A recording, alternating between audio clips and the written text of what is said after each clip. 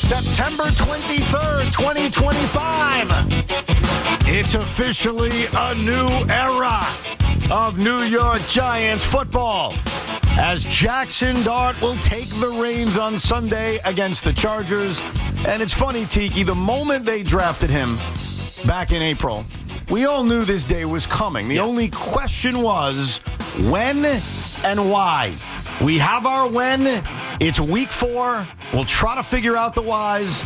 I'll give you my reasons why I'm against it. But you, Teak, your thoughts on the Jaxson Dart era beginning? Well, after week 1 of this NFL season, we had this conversation about Daboll and the decision he had over the last couple of years as it pertained to Daniel Jones and what he was going to do to either keep him or replace him. And he just waited. He waited. And eventually they moved on and released him. And I forgot even what they did last year with their backup quarterback situation. And so he couldn't afford to do that right now. He couldn't. And Russell Wilson, while still being Russell Wilson, a Super Bowl champion, a really good guy, a great leader, has the potential to be explosive, hasn't played well in the first 2 of the first 3 weeks. When you couple that with how average he had been last year in Pittsburgh, and you could just see that there wasn't great games ahead of him consistently. You just knew it wasn't the case. And so how much longer could Daboll wait? And that's what the question, I think, was after week 1. Week 2, it quieted a little bit. Week 3 brought it right back to the forefront. And ultimately, after watching the tape, as he said yesterday, and if any of you guys rewatch that game, you'll see it. He played poorly, Russell Wilson. And Daboll can't afford to just keep losing games. And so he had to make this move. And at the very least, it brings hope and optimism. The question is, how good is Jaxson Dart going to be? And we won't know that until he takes snaps against the Los Angeles Chargers on Sunday afternoon.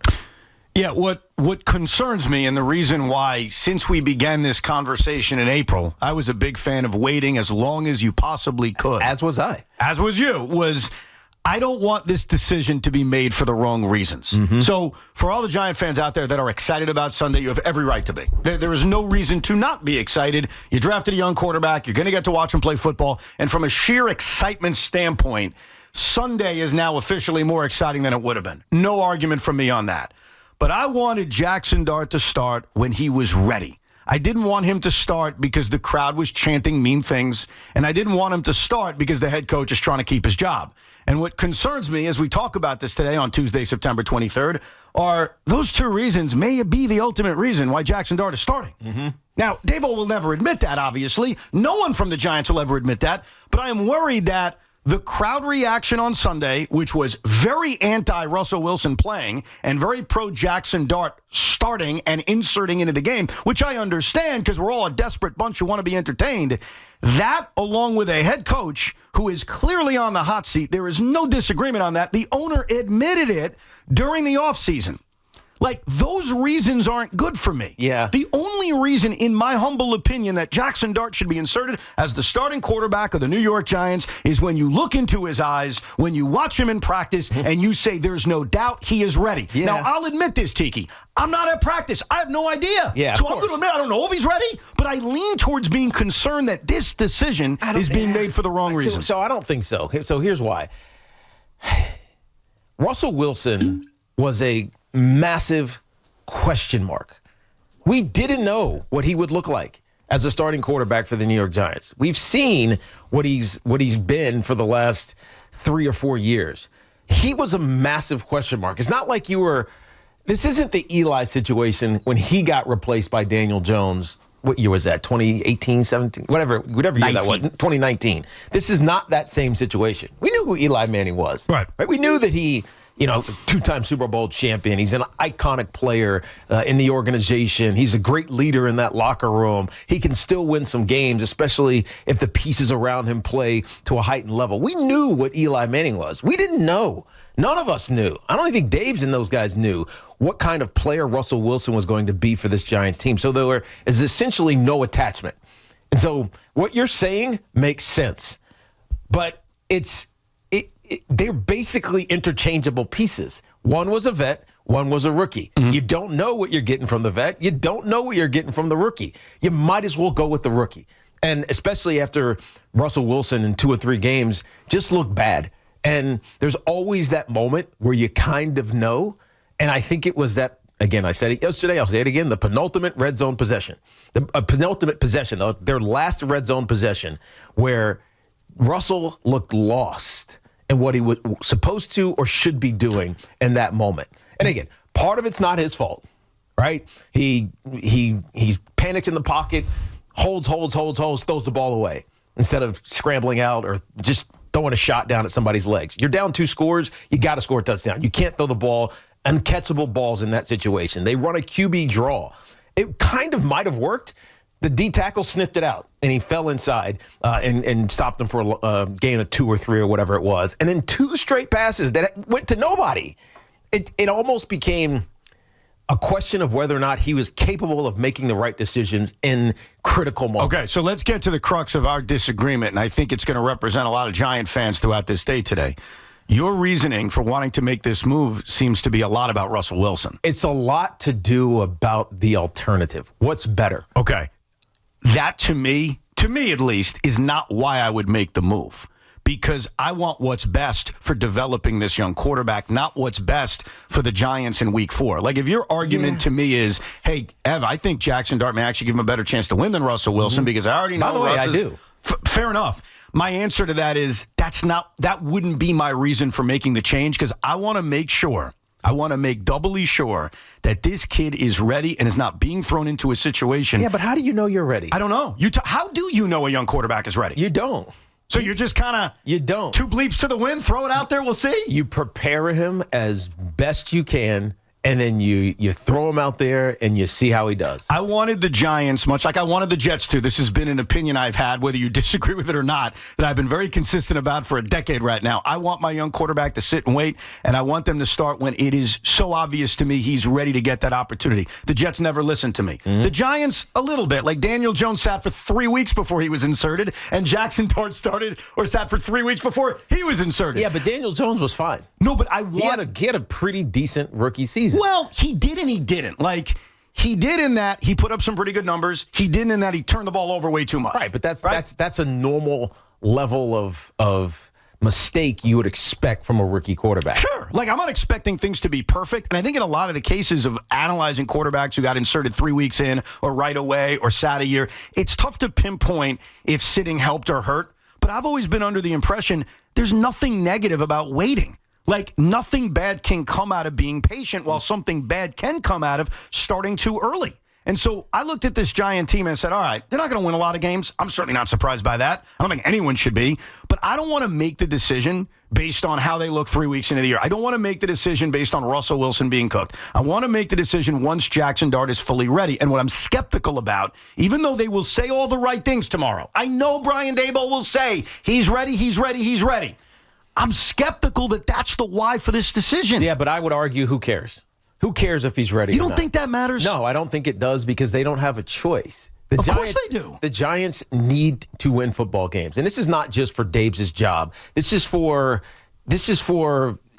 organizational purposes. They need to win. This is for fan base purposes. They need to win. They need to put themselves in the best position to walk away on Sunday afternoons with W's. And Russell Wilson was proving not to be that answer. That's what he was brought here to do. Sure. Win games. It wasn't necessarily to be a hero, to be, the savior. He was brought here to win football games, and he doesn't seem capable of doing it. Now, it's not all his fault, but part of it is his fault. And they believe that Jaxson Dart gives them a better chance to win football games. I know it's exciting, and Giant fans are like, let's go. Jaxson Dart, he's going to be our future. I think it's more, we trust him more to win games, even though we don't know what he's going to be. Because you don't also know what Russell Wilson's going to be. I'm skeptical that that's the reasoning. Like, it just feels to me, and I admit it's just a feeling, it feels to me as if the crowd was angry on Sunday. No, I don't think it had anything to do with the crowd. The head coach is on the hot seat. We know it. And it feels almost like, I got to try this. No, I don't think it was about that. I really don't. You think it's about they have a better chance to win with Dart? I think it's about genuine evaluation. Because I can look at a lot of the game from the first 2 weeks. So much of it is just Russ not making plays. No, and I can't disagree with that part. Like, think about this. Russell Wilson has now played 13 quarters, right? The 4, the 4, the 4, the 1. Mm-hmm. And honestly, in, let's say, 9 of the 13, he's been bad. Yes. I mean, I can't dispute that. Right. Like, he has not been good. Right. And there's no tie. No question. I just don't. Of course, there's no emotional tie to him. It's what made it so easy for Giant fans to boom out of the building Sunday night. They would never have done that to Eli Manning. You have no emotional attachment to Russell Wilson. Right. But I also think that the Giants, the organization, the team, Dave's, Kafka, they don't have an emotional attachment. Same with the players. Maybe Shea Tierney does because he was with them earlier in his career. But I don't think that this team is saying, oh, man, without Russ, we have no shot. I agree. I don't think, unlike other moves in the past, that you are risking angering anyone in that locker room. Mm-hmm. I am just worried, and I hope I'm wrong, and certainly the data of history shows you I very well can be wrong, that he isn't ready, and I don't want it to ruin him. And that's my worry. That was my worry in April, and it's my worry today. My only pushback is you just don't know. We thought Bo Nix wasn't going to be anywhere close to being an NFL quality quarterback. He led him to the playoffs last year.